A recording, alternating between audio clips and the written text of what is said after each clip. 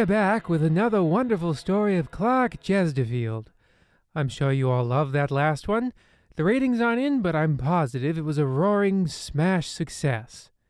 It was just so well written and well crafted. One of our very best. And I'm sure the folks who give out the Peabody will agree. It certainly wasn't hastily put together at the last minute to avoid any untoward meddling. In lieu of a sponsor for tonight, I would like to take a moment to mention a black Ford motor car that has been possibly following me since last Tuesday. The plate is MB188K. That's MB188K. It is a Wisconsin plate. Well, with that out of the way, let's cut right to the story.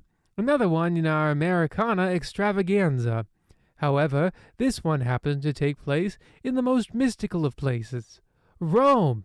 Yes, here at the Slanted Hallway, we love Rome and the Vatican just as much as you do. And also all government. No, not all government. Well, anyway, the Slanted Hallway presents Love in Rome.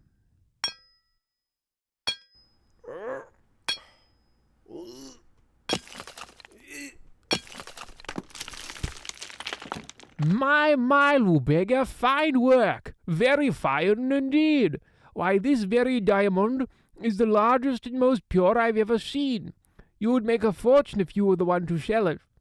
Unfortunately for you, I'll be the one selling it. It's a very fine stone, sir. Very fine indeed. The Kimberley mine has never produced anything quite like this. It will take all my skill, but I'll be able to cut some very good pieces from this. But I don't think you'll be seeing them. In 30 years as a diamond dealer, you've never once given me something like this. These pieces, their clarity, the skill of your cuts. It's like nothing in this world. The way they capture the light, like my very soul, is passed through these stones. A necklace of purest gold, with earrings to match. That's the only thing these are fit for. This is the best work you've ever done. It's a pity you'll never see them finished.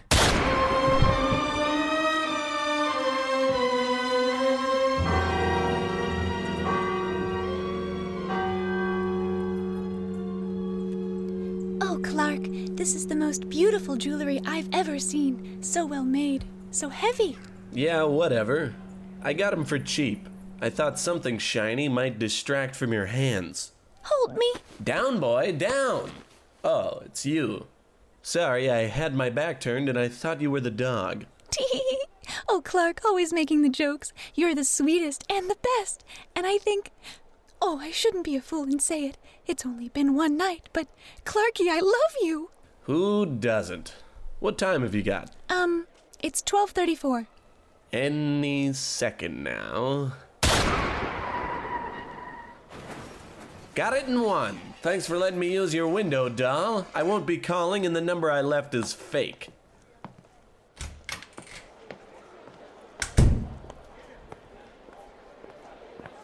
Charlie, please, wake up. We were so close to our last job. Oh, he won't be waking. But don't worry. This is absolutely your last job. Clark Chesterfield? I should have known it was you. If you goons could smell, you'd have picked up my natural musk from a mile away, but you can't. And that's where you screwed up. It's not over yet, Chesterfield. You crashed our car into Rome's largest hat store. Yeah, there. Now you'll never find the Pope's hat. You fool! Tit for Hat is one of my favorite hangouts. Now, where could it be? Aha! How did you know? Well, it was sort of obvious. You see, I knew you had stolen from my less attractive, less capable former CIA roommate, and I knew he always made exact duplicates of all his possessions. a symptom of his Chinese vampire disease. We knew that as well, which is why... Which is why you stole both hats, leaving him helplessly counting the grains of a bowl of rice and untying knots for the last week. The same trick I used to party with his best gal over spring break. But you'll never know if you have... The real hat? Sure, this miter here looks pretty good, but it's clearly a fake.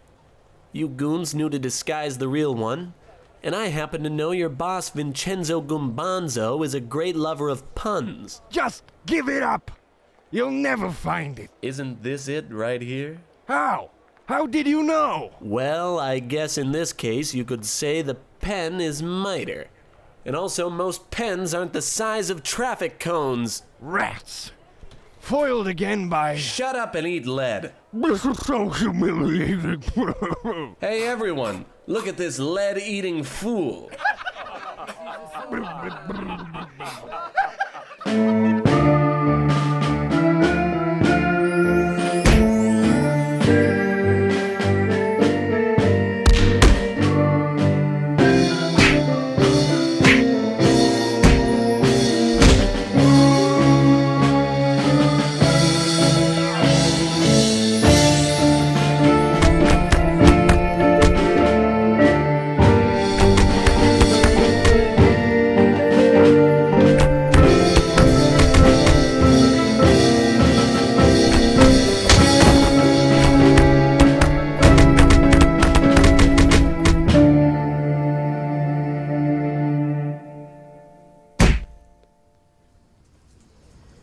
Now to cruise the streets of Rome on the public's dime. God, it's good to be a hero. Clark Chesterfield. My God, standard practice, or rather, officer practice. What are you doing here? A little R&R, as it were. Rosary and remittance. By the way, were you able to locate the Pope's hat? Yes, and I was just about to head home on the next plane. Then it's very good our paths have crossed. Please, sit at this cafe. You know, a picnic with you sure does feel like a prison. Wish posh, we're best friends. Now, Clark, we've received some troubling news back at home, and I've got some questions for you. As far as I know, it was Free Bagel Day. And Italy has some pretty lenient courts anyway. In a way, I was helping. Imagine if a mobster had gotten those locks. He'd have a full stomach to do crime with. Oh my, it's not that at all. Clark, did the goon you apprehend have any distinguishing marks? He did look poor, but that's fairly common. I meant more in the way of tattoos. As a matter of fact, Standard, he did. One of those girly Navy tattoos. A squid, I think. Then it's just as we feared. Clark, many of Europe's finest treasures have been stolen by men and women bearing that very same tattoo. Well, what do people who have the same tattoo have in common? That's exactly what we've been trying to work out. They all share some common trait. Something identifiable. Something that seems they're part of a unique group. Maybe they're all Soviets. Unfortunately not. Some of our course, but others are from the far-flung corners of the globe, such as Western Europe. My God, I've got it. What could it be? What's the common connection? They all have the same tattoo. Of course. Why didn't I see it sooner? If they were all the same tattoo, they must all go to the same tattoo parlor. And they all share a lifelong commitment to some common cause, mission, or idea. And they're remarkably zealous about it. Some kind of cult. But who could be at its head? Well, let's use some more of our CIA deductive reasoning. All right, let's start with what we know. They all have the same tattoo, but they don't do crimes all the time. So they must have some kind of day job. Otherwise, they'd be driven mad by boredom. So they need a day job that allows them to be covered in tattoos and allows them to travel from country to country unnoticed. And pays so little, they're still willing to commit high-stakes crimes. There's only one thing it could be. They're carnies. And there's only one carnival that's squid-themed. And what's more, it's here in Rome at this very minute. Tell me everything. I just did. The annual Squid Fest is in town. It's run by a woman as diabolical as she is beautiful. You'll need to use every tool at your disposal to catch her. Well, all I've got is my charm and my wits and $40,000 in a bag. Well, I brought along a new gadget just for this occasion. It's got a trigger on this side, and on the other, a hole you want to avoid. My God, Practice, you can't pull that out here. You're in public. Don't worry. Soy manofino gaggiano. See? Problem solved. Godspeed, Clark.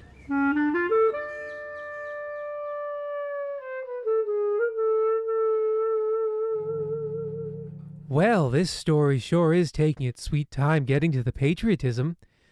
We've had some action up front to tide you all over, and according to the script here, we're only a few pages away from another rip-roaring good time. I promise, though, this setup will pay off. It will end in the triumph of the American will, okay? All right, then, let's just all stick together for just a few more minutes, and then everything will be fixed. We return.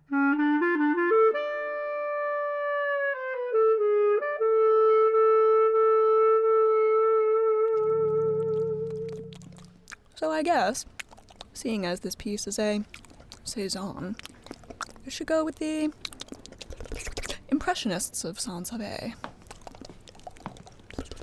Squid Lips! I'm sorry, but Clark Chesterfield bested me. We were unable to bring you the Pope's hat. Drats. This is the single worst betrayal I've ever faced. The good news, Miss Lips, is that he still believes we work for Don Gambazzo and knows nothing of our true operation. Yeah, honk honk. I'm a clown or whatever. Want to let me in on the plan too? Well, at least our operation is safe. Someone will have to inform Sancho Salieri that his hat collection will not be completed. Mr. Goon, see that this doesn't happen again. Of course, Miss Lips. It will never happen again. Okay, well, I'm just a clown, but I think we should start thinking about our next crime right now. And we should talk about it very loudly and directly into my chest. There's no need. We've made enough money to buy the warhead.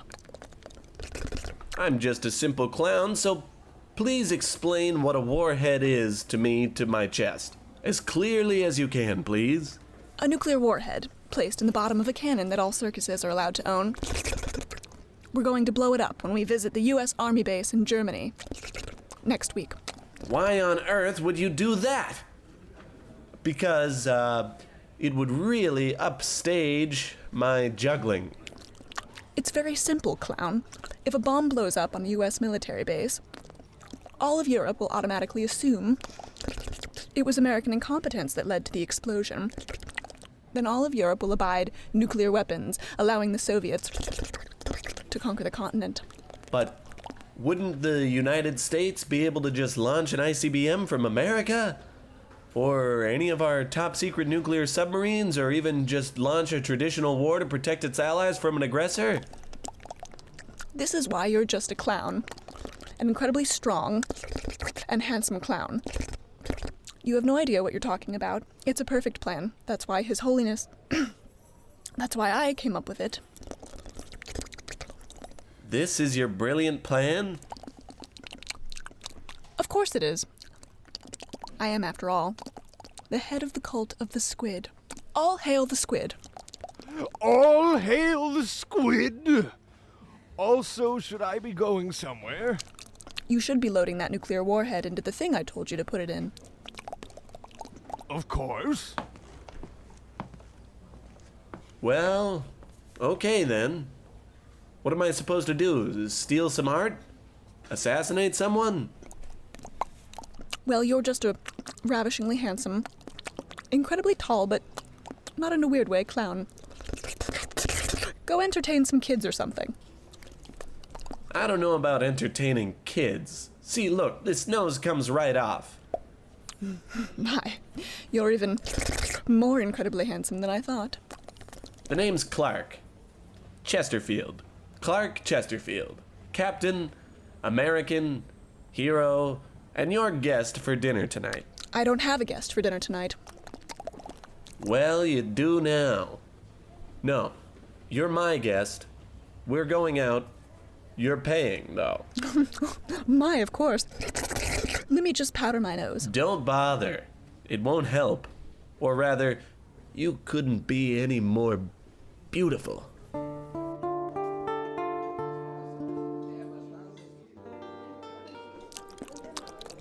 And then, after I graduated from the University of Zurich, I got into the heist game. So I guess that's everything. Sorry, I kinda zoned out there for the last half hour. Anyway, how did you get the idea to blow people up? Well, it just seemed like a good idea. Really? Yep, really. Any minute now, that bomb will go off and... Hold on a second. You scheduled the explosion for next week. I know, but, I thought that we could... Who's the mastermind? Tell me, or I'll kill the waiter over there. I'm fine with that. All right then, tell me, or I'll kill you. But then you'll never know who the true mastermind and leader of the cult of the squid is. Haha! So it's not you. Got you. Now you have to tell me. Shoot. Fine. I'm not the real leader. The real head of the organization is...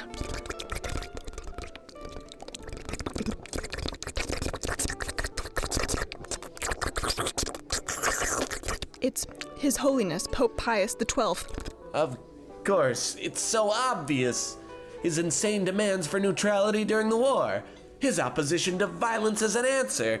His time as a spy for the Department of Extraordinary Ecclesiastical Affairs. He's the only man with the skills and motivation to pull this off. But it's not just the bomb.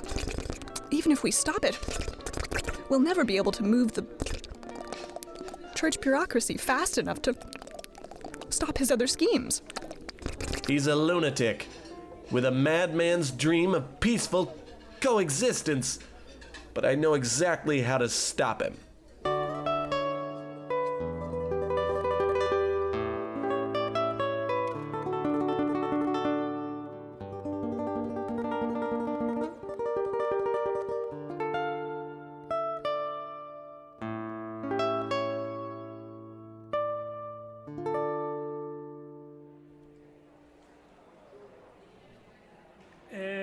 Hello everyone, it's me, the Pope. Hold your applause please. I just wanted to let you all know that God loves you. Alright, that's pretty much the whole speech. Sorry it's not longer. I'm off to go hang out in my palace and think about God. Bye. Great address, sir. I thought so. I think that time I really nailed it, you know. I just got right to the point without being too preachy. I noticed you didn't mention any member of the Holy Family. Jeez, so nitpicky. Just, that's all I get, no matter what I do. I help people. I don't help people. No one is ever happy. You know what I mean? I work hard to get here, okay? I'm not like Jesus. Alright, my dad didn't just give me a job. Golly, you know, it just... Can I get 2 seconds to feel good about myself before the guilt kicks in? I'm sorry, sir. You should be. Everyone should feel sorry all the time. No rule. Everyone feels bad all the time. That doesn't seem terribly productive. Doesn't matter. I'm infallible. Learn to live with it. It's a dogma now. Now, How's the plan coming along? Which one, Your Holiness? Oh, which one? That's you. That's what you sound like. The plan to blow up the circus in Germany, obviously. How are we going to demilitarize Christendom without blowing things up? Okay, my job is hard. You've mentioned that. There's been something of a holdup. That right there. What you just did is what makes this so difficult. I come up with the perfect plan, and everyone I tell it to screws it up. What? Were you not able to sell my hat? No, it was intercepted by Clerk Chesterfield. He took your hat, and what's more, he killed the goons who were supposed to transfer the bomb. All right, fine. I'll come up with a new plan to usher in world peace. Thank you very much for all your hard work. I'm sorry, sir. That doesn't matter anymore. I already decreed that you have to always feel that way. I'm just going to stare at the statue of a Redeemer for a little while. Gosh, he sure is a lot more handsome than he used to be. Hey, Squid Lips, doesn't Jesus normally have a beard? We couldn't find one in time. Oh, he hit me. Guns, help! We work for Squid Lips now, Buster Brown. Goon, seize him! I've still got a few tricks up my sleeve. Swiss Guard, I'm being attacked. I didn't know they had guns. They're for more than just ceremonies, you fools. Clark, help, he's got me! Squid Lips, no! All right, you Helvetic freaks. You just stepped between me and the broad who's been buying me dinner. Prepare to pay.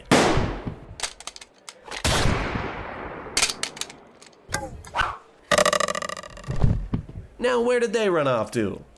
We're down the hall. He moves really slowly. He's so old. Don't worry, I'm on my way. Wait, Clark. What is it, goon? I'm kind of in the middle of something. I'm hit. Got shot. They got me pretty good. And I don't think I'm gonna be able to pull through on this one. If it wasn't clear, I'm really busy, so get to your point. I've got a wife and some kids that belong to both me and my wife. Look, here's a picture of them. And some money. Please, make sure it gets to... Thanks for the cash. Next time, start with that and you won't bore me so much. Hold it right there, Pontiff. One more step and I'll blast you to bits. Ha ha ha ha! Foolish heathen! If you strike me down, I'll just become even more powerful than I am right now. Only if you become a saint. Fine, then kill me. But know now that I am in the middle of a very, very long blessing. Don't shoot Clark. If he dies mid-blessing, he'll be a martyr. And therefore automatically become a saint. Damn. I'm always 2 steps ahead, Clark. Martyr. Mater. That's it. Miter. Oh, my hat! I can't do any of my official popery without my hat. Hold it right there, Father. One wrong move and I'll snuff you. Well played, Chesterfield. Well played. Hand over the girl. Fine. Thank you, Clark.